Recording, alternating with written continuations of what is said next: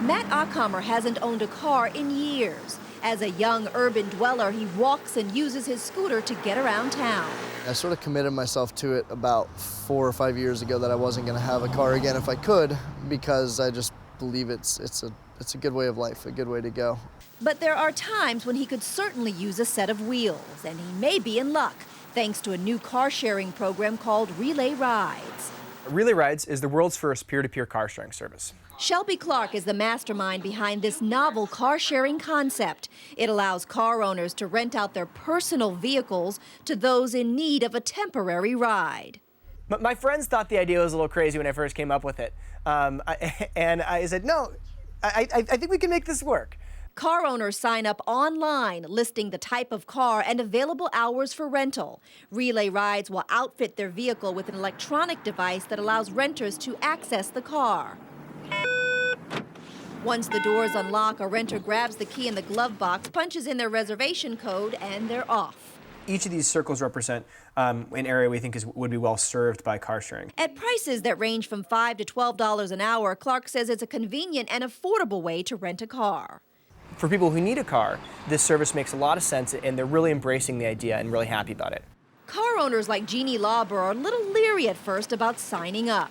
What do you think about that idea that you're lending out your personal vehicle? I thought of that, and I'm very attached to my Trixie Toyota. But she quickly warmed up to the idea after reading all the benefits listed on their pamphlet.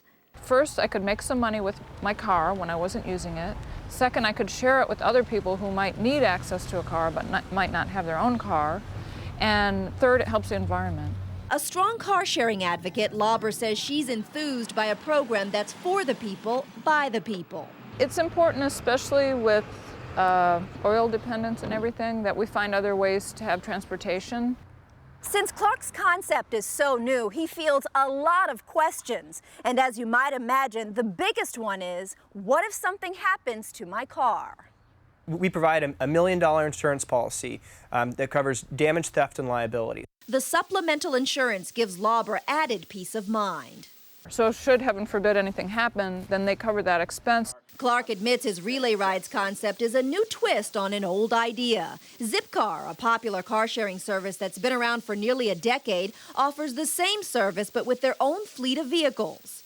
You can make a reservation online, on your iPhone, on your BlackBerry, over the phone, and then you can be in a car within minutes. DC manager Elise Perez says drivers who get rid of their cars and switch to Zipcar can save big bucks. The average Zipster who sells their car and to join Zipcar saves $600 a month. That's almost a $10,000 pay raise at the end of the year. Perez, a longtime Zipcar user, says car sharing challenges most Americans' notion of car ownership.